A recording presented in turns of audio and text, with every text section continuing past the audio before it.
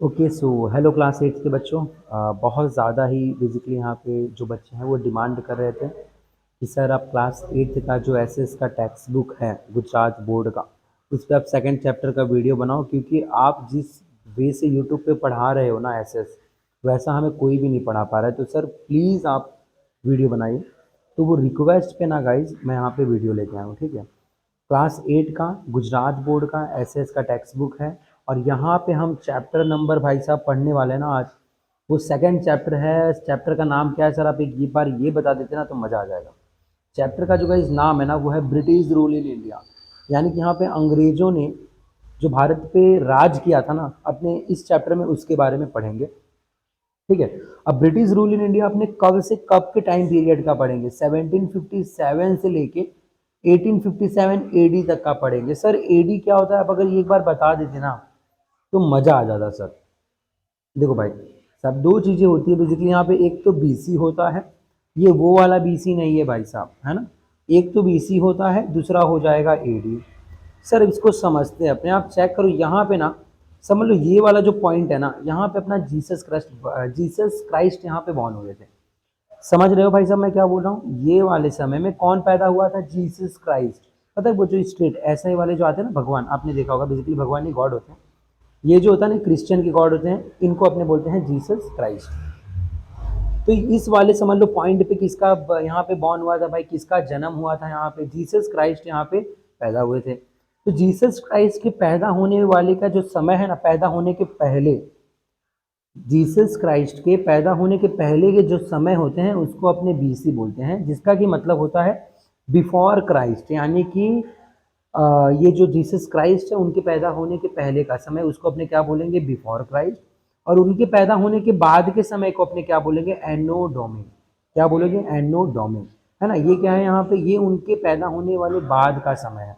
Clear है guys यहाँ पे। चलो तो एडी मतलब क्या हुआ, आई होप मैं आपको समझता हूँ। यानी अपने जो यहाँ पे पढ़ने जा रहे हैं ना, ब्रिटिश रूल पढ़ेंगे, और वो रूल कब आया था, जीसस क्राइस्ट के पैदा होने के 1757 साल बाद। क्लियर है गाइस यहाँ पे। तो अपने इस चैप्टर को स्टार्ट करते हैं। अगेन आप ध्यान से सुनना। ब्रिटिश, तो कोई यहाँ पे अगेन डाउट आता है कि सर ब्रिटिश रूल जो अगर 1757 से चालू हुआ था वो तो 1947 तक होगा ना, क्योंकि अपना भारत जो है ना वो अंग्रेजों से ना 1947 में आज़ाद हुआ था भाई। तो बेसिकली इसके हिसाब से तो 1947 में 1947 तक का अपने को पढ़ना चाहिए ना। तो यहाँ पे सर 1857 तक का क्यों दिया हुआ है। तो ये पार्ट वन है गाइस। यहाँ पे सिर्फ अपने इतने ही 100 साल तक ही पढ़ेंगे, मतलब 100 साल के बारे में ही पढ़ेंगे कि ब्रिटिश ने किस तरीके से इंडिया पे अपना रूल किया था। अच्छा 1857 के बाद ना एक बहुत ही बड़ा है ना फाइट होता है, जिसको कि अपने रिवॉल्ट ऑफ 1857 बोलते हैं, ठीक है। तो वो सब तो ठीक ठीक की बात है, अपने बाद में पढ़ेंगे। बट अभी अपने क्या पढ़ने जा रहे हैं, 1757 टाइम पीरियड से लेके 1857 तक ब्रिटिश ने किस तरीके से भारत का हुलिया बिगाड़ा था ना, हमने वो सारी चीज़ें यहाँ पे देख लिया। चलो तो आपको आई होप कि समझ पड़ गया हो गया टाइटल क्या बोलता है, अपने इस चैप्टर में क्या पढ़ेंगे। चलो गाइज, यहाँ पे चैप्टर को अगर स्टार्ट करूँ ना, तो यहाँ पे आपको गाइज इंट्रो पार्ट दिख रहा है क्या, वेट करना है यार मेरे भाई लोग, वेट करो इसको, है ना यहाँ पे साइड आ देते हैं, यहाँ पे रख देंगे। चलो अब थोड़ा सा ना अपने इंट्रो पार्ट यहाँ पे देखेंगे भाई साहब। क्या देखेंगे सर, एक बार फिर से बताना सर क्या देखने वाले हैं। तो गाइज यहाँ पे सबसे पहले ना अपने थोड़ा सा ये इंट्रो देखेंगे। अच्छा अभी इंट्रो में आपको बताया क्या जा रहा है ना, आपको ये बता रहे हैं कि आपने पहले चैप्टर में क्या पढ़ा था। तो किसी को याद है कि आपने पहले चैप्टर में क्या पढ़ा था। आपने ये पढ़ा था कि जब मुगल, अच्छा आपको पता है ब्रिटिश के पहले ना, यानी कि 1757 के पहले अपने इंडिया में कौन रूल करता था मेरे भैया, 1757 के पहले मुगल एम्परर भाई लोग रूल करते थे। सर मजा आ गया ये समझ के। तो 1757 के पहले कौन रूल करा था इंडिया में, मुगल लोग रूल करते थे। अच्छा जब मुगल रूल करते थे ना, मुगल तो है ना ब्रिटिश से थोड़े से अच्छे लगते, ब्रिटिश तो महा हरामी लोग थे। अब देखो जब मुगल लोग रूल करे ना, अपने को ये पता है, अच्छा उस समय के पहले मतलब 1757 के पहले ऐसे जरूरी नहीं मुगल ही रूल करे थे, मुगल भी रूल करे थे वहाँ पे। नवाब लोग थे बंगाल में, मतलब अलग अलग लोग रूल कर रहे थे। आपको ये पता है ना, जब ब्रिटिश कहीं ना कहीं कब से आना चालू किया ब्रिटिश ने, पता है आपको इंडिया में 1500 से 1600 से वो धीमे धीमे करके इंडिया में आना चालू हुए। तो होता क्या है ना कि आपको पता है, आपने पहले चैप्टर में पढ़ा था भाई बैटल ऑफ, है ना, आपने पढ़ा था पहले चैप्टर में बैटल ऑफ प्लासी और बैटल ऑफ बक्सर आपने पढ़ा था। प्लासी के बारे में भी पढ़ा था आपने, और बैटल ऑफ बक्सर भी पढ़ा था। अच्छा बैटल ऑफ प्लासी की अगर मैं बात करूँ, किसकी बात करें, बैटल ऑफ प्लासी। अच्छा ये इंट्रोडक्शन पढ़ रहे हैं भाई, आलतू फालतू चीज़ें नहीं पढ़ रहे हैं। इंट्रोडक्शन चालू हो चुका है, चैप्टर चालू हो गया है। चलो ध्यान देना। अब आपको ये पता है कि बैटल ऑफ प्लासी में क्या हुआ था। अपने को पता है भाई जो यहाँ पे बेसिकली मीर जफर होते थे, बैटल ऑफ प्लासी में मीर जफर को एक्चुअली इन्होंने क्या बना दिया था पता है आपको? नवाब ऑफ बंगाल बनाया था। इसमें बैटल ऑफ प्लासी में, क्योंकि यहाँ पे मीर जफर के पहले ना नवाब कौन था? सिराज उद दौला। कौन था यहाँ पे? सिराज उद दौला। एसओडी मतलब एसयूडी मतलब सिराज उद दौला क्या थे? बंगाल थे नवाब के, सॉरी बंगाल के क्या थे? नवाब थे। कौन? सिराज उद दौला। बट गाइज यहाँ पे होता क्या है ना कि मीर जफर को लालच दिया जाता है। कौन देता है? बंगाल वाले, अरे सॉरी ब्रिटिश वाले मीर जफर को लालच देते हैं कि भाई तुम सिराज उद दौला को हराने में हमारी मदद करो तो हम गद्दी तुम्हारे नाम कर देंगे, यानी कि हम मीर जफर को क्या बना देंगे? ब्रिटिश वालों ने बोला कि हम तुम्हें क्या बना देंगे? नवाब बना देंगे।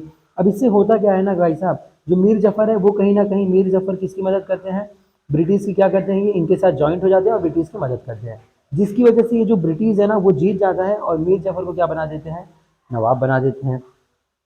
पर आपको पता है ब्रिटिश क्या थी? हरामी थी। वो क्या करते हैं ना, मीर जफर को भी क्या करते हैं? निकाल देते हैं। आप चेक करो यहाँ पे, after the battle of Plassey Mir Zafar removed, है ना, ब्रिटिश रिमूव्ड मीर जफर। और मीर जफर को जैसे ही निकालते हैं और किसको यहाँ पे बना देते हैं? मीर कसीम को क्या बना देते हैं? नवाब बना देंगे। क्लियर है? यहाँ पे जैसे ही मीर जफर जाते हैं अब नवाब कौन बन जाता है? मीर कसीम बन जाते हैं। अच्छा, ये मीर कसीम को नवाब तो बना देते हैं भाई, किसको नवाब बनाते हैं? मीर कसीम से। पर मीर कसीम से बेसिकली यहाँ पे गाइस वेट करिएगा। चलो, पर अरे यार का यार सब फोनवा वोनवा आ गया।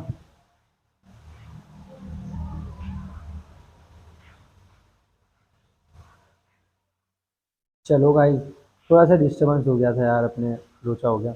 चलो गाइस, अब आप यहाँ पे ध्यान देना, ये क्या करते हैं यहाँ पे? मीर कसीम को क्या बना देते हैं? नवाब बना देते हैं। बट गाइस देखो, मीर कसीम को नवाब किसने बनाया होता है ना? ब्रिटिश ने बनाया होता है। तो ब्रिटिश इनसे क्या कहते हैं ना कि भाई जो हम बंगाल में, देखो आपको पता है कि ब्रिटिश बंगाल में क्या करते थे? वहाँ पे व्यापार करने आए थे। क्या करने आए थे? वहाँ पे ट्रेड करने आए थे। तो ब्रिटिश का अब जब बंगाल में ट्रेड कर रहे थे तो वहाँ पे मीर कसीम क्या करते थे ना, बंगाल ब्रिटिश से ना टैक्स लेते थे। मतलब कि अगर आप हमारे ज़मीन पे आके अगर आप व्यापार करोगे तो हम आपसे थोड़ा बहुत पैसा लेंगे, मतलब टैक्स लेंगे। तो यहाँ पे हुआ क्या कि बंगाल ब्रिटिश ने क्या बोलना चालू किया? ब्रिटिश ने ऐसा कहा कि भाई हम आपको टैक्स वगैरह नहीं देंगे। ब्रिटिश ने क्या बोला कि हम आपको टैक्स नहीं देंगे और हम यहाँ पे अपना धंधा करेंगे।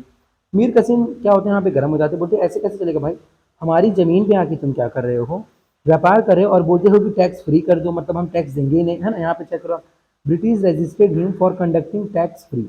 मतलब ब्रिटिश वालों ने बोला कि भाई यहाँ पे हम टैक्स नहीं देंगे, आप हमें यहाँ पे फ्रीली क्या करने दो? बिजनेस करने दो। बट यहाँ पे गाइस होता क्या है, जो होते हैं ना मीर कसीम जो होते हैं वो मानते नहीं। वो बोलते हैं कि नहीं, हम टैक्स फ्री जो है वो नहीं करेंगे। वो क्या बोलते हैं कि हम टैक्स फ्री नहीं करेंगे। अब इसकी वजह से होता क्या है, आप चेक करो यहाँ पे भाई, so the British for the war against, है ना। अभी क्या होता है, ब्रिटिश है ना मीर कसीम के साथ बवाल कर लेते हैं। अब मीर कसीम के साथ जैसे ही यहाँ पे फाइट होता है ना, मीर कसीम जानते थे कि ब्रिटिश को हराना लगभग लगभग थोड़ा सा डिफिकल्ट है। तो मीर कसीम क्या करते हैं, 50,000 का क्या यहाँ पे सेना खड़ा करते हैं, जिसमें कि मीर कसीम होते हैं, नवाब ऑफ अवध होंगे और यहाँ पे मुगल एम्परर्स भी होते हैं। 50,000 यहाँ पे मीर कसीम की आर्मी होती है। 7,000 की कौन सी आर्मी होगी? यहाँ पे ब्रिटिश की आर्मी होगी। ये ब्रिटिश आर्मी है और ये मीर कसीम की आर्मी है। अब इन दोनों के बीच में फाइट होता है, जिसमें क्या है ना, ब्रिटिश जीत जाती है। जिसमें कौन जीत जाता है? ब्रिटिश जीत जाता है। और इसी बैटल को अपने नाम क्या देते हैं? Battle of Buxar. आप चेक करो यहाँ पे, British won the battle of Buxar. मतलब जो मीर कसीम और ब्रिटिश से जो झगड़ा होगा, इसी बैटल को आप क्या बोलते हो? Battle of Buxar. अब देखो यहाँ पे ब्रिटिश क्या होता है ना, अपने को पता है कि ये बैटल को ब्रिटिश जीत जाती है और जैसे ही बैटल को ब्रिटिश जीतती है ना, तब धीमे धीमे धीमे धीमे करके ब्रिटिश का रूल इंडिया पे चालू हो जाता है। क्योंकि भाई देखो, ब्रिटिश ने ना 50,000 आर्मी को क्या किया था? ब्रिटिश ने क्या किया था? 50,000 की आर्मी को बेसिकली हराया था। ब्रिटिश के पास आर्मी कितनी थी? 7,000। 7,000 अगर 50,000 को हराए ना भाई, तो ये बहुत बड़ी बात है। तो इसी वजह से ना धीमे धीमे धीमे धीमे ब्रिटिश का जो दबदबा है ना वो इंडिया में होना चालू हो गया। अब तो थोड़ा यहाँ पे समझते हैं, लाइन टू लाइन जाते हैं बुक में से। चलो, अच्छा अब ये चेक करना, यहाँ पे क्या लिखा है, after after that Clive made a treaty with Nawab of Awadh and Mughal emperor. मतलब क्या हुआ, जैसे यहाँ पे वो हरा देते ना, एक्चुअल में उस समय ब्रिटिश का जनरल का कौन होता है? जब बैटल ऑफ बक्सर को फाइट किया जाता है तो क्लाइव होते हैं। कौन होते हैं यहाँ पे? Mountbatten Clive. का कौन होता है यहाँ पे? याद रखना, जब बैटल ऑफ बक्सर के बेसिकली यहाँ पे ब्रिटिश और मीर कसीम से हुआ था। तो ब्रिटिश के जो यहाँ पे बोलते हैं जनरल होते हैं, जनरल यानी मेन जो होते हैं लीडर, वो कौन होता है? क्लाइव होता है। तो यहाँ पे होता क्या है कि जैसे वो उनको हराते हैं ना, तो यहाँ पे क्लाइव उनके साथ खास करके ट्रीटी साइन करते हैं। क्या साइन करते हैं कि यहाँ पे ट्रीटी, ट्रीटी मतलब यहाँ पे आप बोल सकते हैं एक दस्तावेज। क्लाइव क्या करते हैं वहाँ पे नवाब ऑफ अवध और मुगल एम्परर के साथ एक दस्तावेज साइन करते हैं, और इन दस्तावेज में ये होता है कि नवाब ऑफ अवध जो है वो ब्रिटिश को 50 लाख रुपीज़ देंगे। कितना देंगे? 50 लाख रुपीज़ देंगे। कौन देंगे? नवाब ऑफ अवध। सर यहाँ पे ऐसा क्यों? नवाब ऑफ अवध जो है वो 50 लाख रुपए क्यों देंगे ब्रिटिश को? देखो भाई, ब्रिटिश वालों ने ऐसा बोला कि अगर आपने 50 लाख रुपीज़ देते हो हर सालाना, मतलब हर साल में अगर आपने 50 लाख रुपीज़ देते हो तो हम तुम्हारी प्रोटेक्शन करेंगे, हम तुम्हारे को प्रोटेक्ट करेंगे यानी मदद करेंगे। क्योंकि यहाँ पे नवाब ऑफ अवध, मुगल एम्परर, सबके ऊपर कहीं ना कहीं खतरा था, है ना। मतलब उस टाइम क्या था, कोई ऐसे पुलिस वुलिस इतना खास नहीं था, तो कोई भी किसी को आके मार के चला जाता था। तो ब्रिटिश ने बोला देखो भाई, हमारी सेना ना काफ़ी मजबूत है, तो हम ना तुम्हारी रक्षा करेंगे और जिसके बदले में हमें तुम क्या दोगे? 50 लाख रुपए दोगे भाई। मतलब ब्रिटिश ने ये भी बोला कि हम भी तुम्हारे ऊपर कभी अटैक नहीं करेंगे, बट एक शर्त पे, अगर तुम हमें क्या दोगे? 50 लाख रुपीज़ दोगे तब। तो यहाँ पे ये हुए। अच्छा, दूसरा यहाँ पे आप चेक करो, यहाँ पे Mughal emperor according to the, ठीक है, नवाब ऑफ अवध के साथ तो ये उनका दस्तावेज था। और कंपनी ने ये भी बोला ना, मुगल एम्पर को क्या बोला कंपनी ने कि हम तुम्हें 26 लाख रुपए देंगे, हर सालाना कितना देंगे हम तुम्हें? 26 लाख रुपए देंगे। ऐसा किसने बोला? ब्रिटिश ने बोला। सर ये 26 लाख मुगल एम्पर क्यों देगा? मतलब ये 26 लाख जो है, आप चेक करो यहाँ पे, company paid an annual amount of 26 lakh to Mughal emperor, यानी कि ब्रिटिश कंपनी जो है वो मुगल एम्पर को 26 लाख देगी हर साल। सर ये मतलब सामने से क्यों 26 लाख दे रहे थे? नवद से तो इन्होंने 50 लाख मांगा, और मुगल एम्पर को 26 लाख क्यों दे रहे हैं?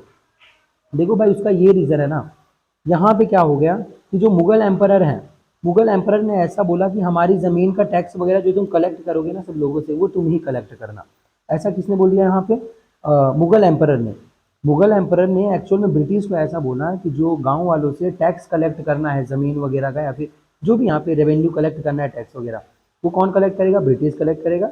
और इसके बदले में तुम क्या करना है? टैक्स वगैरह कलेक्ट करके कुछ थोड़े बहुत पैसे हमें भी दे देना। तो यहाँ पे ब्रिटिश वालों ने मंजूर किया, बोला कि कोई बात नहीं, टैक्स वगैरह हम कलेक्ट करेंगे लोगों से, और आपको हम हर सालाना कितने रुपए दे देंगे? यहाँ पे 26 लाख रुपए जो है वो आपको हम दे देंगे। ठीक है, तो यहाँ पे आपको ये याद रखना है कि नवाब, बेसिकली यहाँ पे नवाब अवध को 50 लाख रुपए देने थे ब्रिटिश को, क्योंकि वहाँ पे ब्रिटिश क्या करते हैं? नवाब ऑफ अवध का प्रोटेक्शन करते हैं। और मुगल एम्पायर को क्या करना था? 26 लाख रुपीज़ ब्रिटिश से लेने थे, क्योंकि यहाँ पे ब्रिटिश क्या करा था? मुगल एम्पायर ने ऐसा बोला कि आप बंगाल में, बिहार में और आप उड़ीसा के अंदर क्या करिए? टैक्स लोगों से लीजिए, और टैक्स लेने के बाद हिसाब किताब आप ही रखिए, फिर हमें सालाना आप क्या करना? 26 लाख रुपए दे देना। कहीं ना कहीं ये जो दस्तावेज है वो साइन की गई। अब आगे बढ़ते हैं अपने भैया। इन रिटर्न द दीवानी पावर, अब चेक करो यहाँ पे, वही मैंने आपको बोला 26 लाख अगर देगा ना मुगल एम्पर को, तो उनको रिटर्न में क्या मिला? In return the Diwani power of Bengal, Bihar and Orissa had to be handed over. यानी अगर ब्रिटिश मुगल एम्पर को 26 लाख देगी तो मुगल एम्पर को क्या करना था? दीवानी पावर, यानी कि टैक्स लेने का। दीवानी पावर मतलब क्या होता है सर? दीवानी पावर मतलब ये नहीं कि ब्रिटिश जो है वो इंडियन लोग के ऊपर दीवाने हो गए थे, इंडियन लड़कियों के ऊपर, नहीं। दीवानी पावर का मतलब होता है कि टैक्स लेने का अधिकार। राइट मतलब क्या होगा? अधिकार। तो टैक्स लेने का अधिकार किसको दे दिया गया यहाँ पे? ब्रिटिश को। और बदले में ब्रिटिश ने क्या दिया? मुगल एम्पायर को हर सालाना 26 लाख रुपए। अच्छा, कहाँ कहाँ का टैक्स? बंगाल, बिहार और उड़ीसा रीजन का टैक्स। चलो, on the on August 12, 17 on August 12, 1765, the East India Company was given the civil power of Bengal by the Mughal Emperor, and the British gained political power in India। भैया check करना मेरे भैया लोग, check करना एक बार, थोड़ा सा इसको ऊपर कर दे, मजा आएगा, है ना। 12 अगस्त 1765 में क्या हुआ? ईस्ट इंडिया कंपनी जो है, ईस्ट इंडिया कंपनी के हाथों में क्या आ गया? सिविल पावर आ गया। किसने दिया था उसको? मुगल एम्परर ने बेसिकली ईस्ट इंडिया कंपनी को दे दिया था, और जिसकी वजह से ना the British began to gain political power in India. British के पास पॉलिटिकल पावर क्यों आना चालू हो गया? क्योंकि यहाँ पे मुगल एम्परर ने बोला ब्रिटिश बंगाल ओडिशा का जो टैक्स वगैरह है ना वो तुम ही कलेक्ट किया करो, जिसकी वजह से क्या हुआ कि भाई अपने को पता है कि ब्रिटिश के पास धीमे धीमे पावर आना चालू हो गया। चलो, अब जैसे ही टैक्स लेने का उनके ऊपर आ गया ना कि भाई उनको टैक्स लेना है, तो किस तरीके से टैक्स लेते थे वो अपने यहाँ पे पढ़ेंगे। वो बेसिकली यहाँ पे क्या होता था ना, 3 तरीके से टैक्स कलेक्ट करते थे। कितने तरीके से? 3 तरीके से, जिसको आप बोल सकते हो एक परमानेंट सेटलमेंट एक्ट हो गया, एक यहाँ पे हो गया था रेतवारी हो गया, दूसरा महलवारी हो गया। सर ये क्या है? आप टेंशन मत लो, आपका भाई आपको पढ़ा देगा। अच्छा, ये काफ़ी इंपॉर्टेंट चीज़ें आप पढ़ रहे हो। ये भी जो आपने पढ़ा ना, मैंने यहाँ पे टाइम लगाया थोड़ा सा समझाने में, ये इसके पीछे है ना एक्सरसाइज में यहाँ से सारे क्वेश्चंस पूछे गए हैं भाई साहब, तो एग्जाम में ये क्वेश्चंस इसमें से आएंगे। 4 क्वेश्चन है, आप टेक्स्ट बुक के पीछे जाके चेक करो। इसीलिए सर ने यहाँ पे टाइम दिया समझाने को, ऐसा ही नहीं कि मतलब कुछ भी आपको टाइम देके समझाऊंगा। चलो अब आपको पता चल गया भाई रेवेन्यू कौन कलेक्ट करेगा, टैक्स कौन कलेक्ट करेगा, ब्रिटिश करेंगे। यहाँ पे उनके 3 तरीके के बारे पढ़ेंगे अपने। सबसे पहले अपने यहाँ पढ़ लेते हैं भाई साहब, यहाँ पे परमानेंट सेटलमेंट एक्ट। सबसे पहले अपने यहाँ पे क्या पढ़ेंगे, परमानेंट सेटलमेंट एक्ट के बारे में थोड़ा सा पढ़ते हैं। चलो तो परमानेंट सेटलमेंट एक्ट क्या है ना, आप चेक करो यहाँ पे। सबसे पहले तो आप याद रखो परमानेंट सेटलमेंट एक्ट जो है यहाँ पे, ठीक है। परमानेंट सेटलमेंट एक्ट जो है वो कॉर्नवालिस ने स्टार्ट किया था, 1793 में स्टार्ट किया था। आपको याद रखना ये है ना। चलो कौन ये आपको हर बेसिकली अपने जितने भी एक्ट देखेंगे 1 2 3 टोटल अपने 3 देखने वाले हैं। रेवेन्यू कलेक्ट करने के अलग अलग तरीके, तो आप तीनों जब अपने देखेंगे ना। अच्छा यहाँ पे ये तीनों एक्ट आए क्यों सर, सवाल ये उठेगा। मतलब परमानेंट, रेतवारी और यहाँ पे एक और है ना वो क्या बोलते हैं उसको, महलवारी। ये आप तीनों जो यहाँ पे देखोगे सर वो है क्या, वो बेसिकली लैंड रेवेन्यू कलेक्ट करने के यहाँ पे तरीके हैं, मतलब अलग अलग टाइप्स, जो कि आप पढ़ोगे तो आपको ज्यादा क्लियर हो जाएगा मेरे भाई। चलो परमानेंट सेटलमेंट एक्ट की अगर अपने बात करें तो कॉर्नवालिस ने 1793 के अंदर है ना, 1793 में कॉर्नवालिस जो कि गवर्नर जनरल थे अपने इंडिया के, ब्रिटिश साइड से, जो कि इंडिया के क्या थे कॉर्नवालिस यहाँ पे गवर्नर जनरल, उन्होंने क्या किया, permanent settlement was introduced in India. किसने इंट्रोड्यूस किया, कॉर्नवालिस ने इंट्रोड्यूस किया, पहला पॉइंट हो गया। अब इसके अंदर हुआ क्या था ना, आप चेक करो, ये दो यहाँ पे पॉइंट अपने को देखना है। पहला क्या है, the landlord was given the right over land and land revenue, he had to act as an agent of the government. अभी मान लो कि ये कोई ज़मीन है ना, ये क्या है अपने पास कोई एक ज़मीन है, और ये ज़मीन के मालिक को आप क्या बोलोगे, लैंड लॉर्ड, मतलब ज़मीन का मालिक। तो लैंड लॉर्ड जो यहाँ पे होता था ना, उसको ज़मीन के ऊपर अधिकार दे दिया जाता था, है ना। ऑब्वियसली बात है, ज़मींदार जो है यहाँ पे, लैंड लॉर्ड को आप ज़मींदार भी बोल सकते हो। तो ये लैंड लॉर्ड का जो अधिकार होता था वो ज़मीन के ऊपर, ये लैंड मतलब लैंड लॉर्ड का इस ज़मीन के ऊपर क्या होता था, अधिकार होता था। और उसी को क्या करना था यहाँ पे, ये रेवेन्यू भी कलेक्ट करना होता था। उसी को क्या करना था यहाँ पे, रेवेन्यू भी, मतलब जिसकी ज़मीन वही रेवेन्यू भी कलेक्ट करेगा। क्लियर हुआ यहाँ पे। और यहाँ पे बट वो जो रेवेन्यू कलेक्ट करेगा ना, वो गवर्नमेंट की इजाज़त से कलेक्ट करेगा। यानी गवर्नमेंट यहाँ पे बोलती थी कि भाई अगर तुम इतना रेवेन्यू लोगे तो इतना हमें देना भी पड़ेगा। इसीलिए पहला पॉइंट क्या है, the landlord was given the right over the land and land revenue, he had to act as an agent of the government, है ना। जो ज़मींदार होता था, ज़मीन का मालिक होता था, उसको ज़मीन दे दिया जाता था, और यहाँ पे क्या होता था, वो रेवेन्यू अपने हिसाब से बेसिकली कलेक्ट करता था, बट वो गवर्नमेंट का एजेंट होता था। चलो सेकंड पॉइंट को पढ़ते हैं। The landlord had to deposit 9 out of 10 parts of the land revenue to the government and keep 1/10 part as a remuneration. यानी कि जो रेवेन्यू कलेक्ट करेगा ना यहाँ पे लैंड लॉर्ड, मतलब जो ज़मींदार जो रेवेन्यू लोग लेगा। अच्छा सर किससे, मान लो ये ज़मीन है, इस ज़मीन का मालिक कोई ए नाम का बंदा है, और ज़मीन पे खेती कौन कर रहा है, बी नाम के कोई फार्मर कर रहे हैं। क्लियर है यहाँ पे क्या बोला हूँ। तो ये जो यहाँ पे ज़मींदार हैं बेसिकली, ये क्या है, ज़मीन का मालिक है। अब ये ज़मीन का मालिक यहाँ पे रेवेन्यू किससे लेगा, बी से लेगा, क्योंकि यहाँ पे बी क्या कर रहा है, यहाँ पे खेती कर रहा है। क्लियर हुआ यहाँ पे क्या बोल रहा हूँ। चलो द लैंड लॉर्ड, ठीक है, इसके बाद आप क्या करना, the landlord had to deposit 9 out of 10 parts of the land revenue to government and keep 1/10 part as a remuneration. यानी कि इनको क्या करना था, टोटल अगर मान लो 10 हिस्से का इन्होंने रेवेन्यू पाया है, तो 9 हिस्से का जो रेवेन्यू होता था, 9 पार्ट वो इनको किसको देना होता था, गवर्नमेंट को देना होता था, यानी कि ब्रिटिश को। और 1 पार्ट इनको खुद के पास रखना होता था, किसको, लैंडलॉर्ड को। यानी कि जो जमींदार है वो 1 पार्ट खुद के पास रखता था, और 9 पार्ट किसको दे देता था, गवर्नमेंट को दे देता था। क्यों सर, क्योंकि वो गवर्नमेंट का क्या होता था, एजेंट होता था। तो ये 2 पॉइंट आपको याद रखना है। अब अगर अपने आगे बढ़े, आप चेक करना यहाँ पे, this method exploited the farmer because they had to give fix revenue to the landlord. अब मान लो जैसे मैंने आपको बताया, ये किसी एल यानी लैंडलॉर्ड की ज़मीन है, और यहाँ पे कोई फार्मर यहाँ पे फार्मिंग कर रहा है। अब ये लैंडलॉर्ड क्या करता था, इस फार्मर से ना ज़्यादा से ज़्यादा ये रेवेन्यू लेता था, क्योंकि अगर ये ज़्यादा रेवेन्यू इससे लेगा तो ये बेसिकली गवर्नमेंट को देगा, और खुद भी कुछ अपने पास ज़्यादा ही रखेगा। मतलब ज़्यादा रेवेन्यू इससे लिया तो ज़्यादा फायदा इसको होगा। तो यहाँ पे लैंडलॉर्ड क्या करता था, this method exploited the farmer because they had to give fix revenue to the landlord. अब ये मेथड के अंदर होता क्या था, लैंडलॉर्ड एक काम क्या करता था कि फार्मर लोग से रेवेन्यू ज़्यादा लेता था, और यहाँ पे उनको है ना बेसिकली फार्मर्स को फिक्स रेवेन्यू देने होते थे। फिक्स रेवेन्यू का मतलब ये है कि चाहे खेती हो चाहे खेती ना हो, फार्मर्स को यहाँ पे उनको रेवेन्यू तो देना ही देना होगा, चाहे फसल उगे चाहे ना उगे। है ना, इसीलिए फार्मर बेसिकली क्या हो गए, एक्सप्लॉइट हो गए। एक्सप्लॉइट मतलब वो बर्बाद हो गए थे। चलो, the landlord any how collected the revenue and oppressed them. Landlord क्या करते थे, चाहे खेती हो ना हो, उनसे जबरदस्ती फार्मर से है ना रेवेन्यू कलेक्ट करते थे और उनको क्या करते थे, बेसिकली मजबूर करते थे, ऑप्रेस कर देते थे। The landlord had to deposit fix amount as per contract every year to the government. और क्योंकि देखो लैंडलॉर्ड के ऊपर भी कहीं ना कहीं थोड़ी बहुत बोलते ना कि दबाव था, क्योंकि उनको भी क्या करना होता था, गवर्नमेंट को ना बेसिकली वो रेवेन्यू हर साल देना होता था। However the permanent settlement was in favour of the landlord, अपने को पता है। बट ये जो है ना परमानेंट सेटलमेंट जो था ना वो लैंडलॉर्ड के ही हक में था। मतलब कैसे, आप चेक करो, ये जमीन किसी लैंडलॉर्ड का है और यहाँ पे फार्मर आके काम करता है, तो लैंडलॉर्ड क्या करता था, ज्यादा से ज्यादा इससे ना रेवेन्यू लेता था, किससे, जानबूझ के। मतलब अब फार्मर बेचारा क्या ही कर सकता है, लैंडलॉर्ड इससे ज्यादा से ज्यादा रेवेन्यू लेगा, जिससे ही क्या होगा, इसका ज्यादा बेनिफिट होता था। यहाँ पे लैंडलॉर्ड को क्या होता था, आप चेक करो यहाँ पे, however the permanent settlement was in favour of landlord, यानी लैंडलॉर्ड के फायदे में था। यहाँ पे एक्सप्लॉइट कौन होता था, फार्मर्स एक्सप्लॉइट हो जाते थे। कौन होता था, फार्मर्स। अच्छा, अगर अपने आगे बढ़े, आप चेक करो, initially the landlord had to pay fix amount of revenue. और लैंडलॉर्ड भी क्या करते थे, गवर्नमेंट को फिक्स रेवेन्यू देना होता था। चलो, land of those who could not pay the revenue was confiscated but later the landlord started buying the land।